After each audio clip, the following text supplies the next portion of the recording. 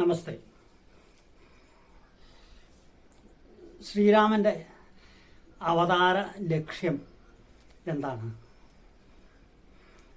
മർത്യാവതാരസ്ത്വിഹ മർത്യലക്ഷണം എന്നാണ് ഹനുമാൻ ഭാഗവതത്തിൽ ശ്രീരാമചന്ദ്രസ്വാമിയെ സ്തുതിക്കുന്നത്.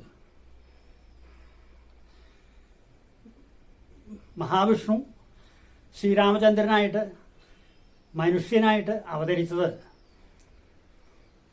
ഒരു മനുഷ്യനായിട്ട് ജനിച്ചാൽ എങ്ങനെയാണ് ജീവിക്കേണ്ടത് എന്നത് ആചരിച്ച് കാണിക്കാനാണ്,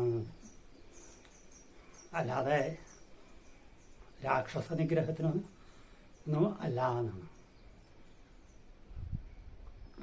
അവതാരം തന്നെ വിശേഷപ്പെട്ട രീതിയിലാണ്, 4 വിഭജിച്ചാണല്ലോ.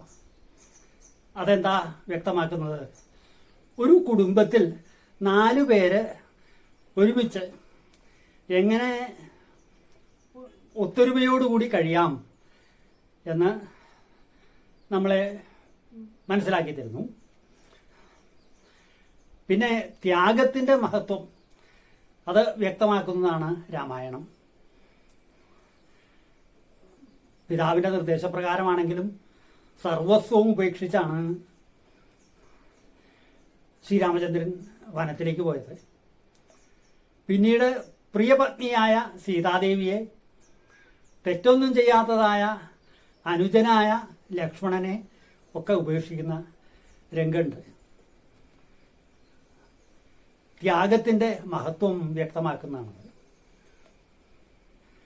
സീതാദേവി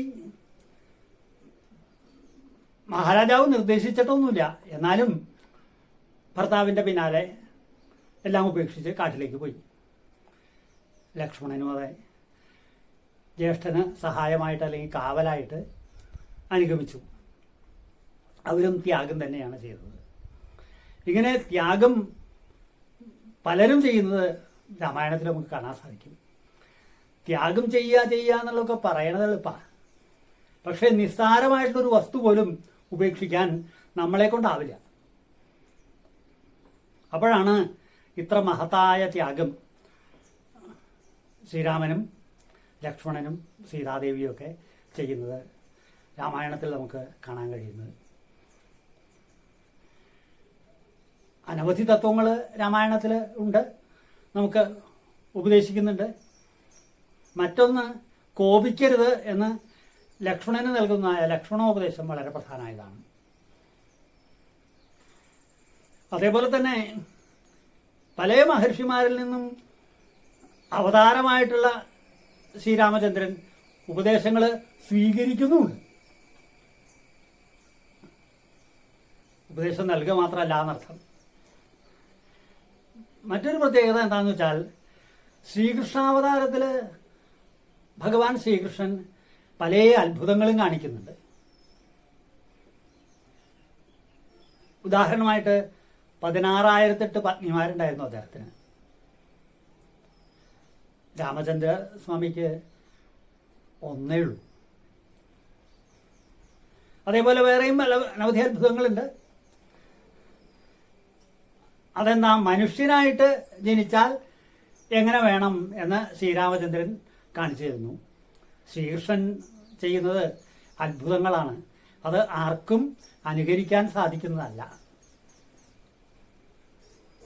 ശ്രീരാമചന്ദ്രസ്വാമിയെ പോലെയാണ് ഓരോ മനുഷ്യനും ജീവിക്കേണ്ടത്.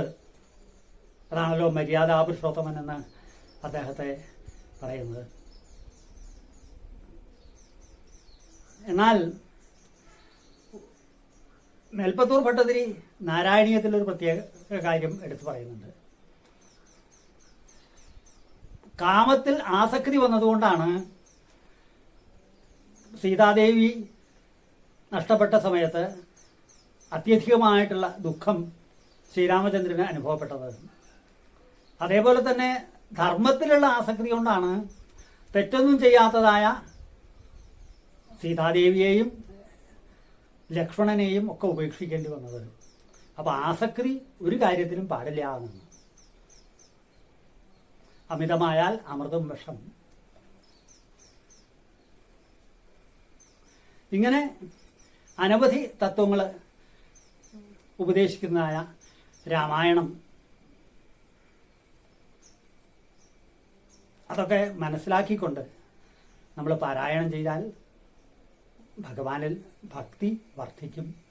അതിന് എല്ലാവർക്കും സാധിക്കട്ടെ എന്ന് പ്രാർത്ഥിച്ചുകൊണ്ട് നിർത്തുന്നു. അടുത്ത വീഡിയോയിൽ കാണാം. രാമായതു എന്നതാണ്.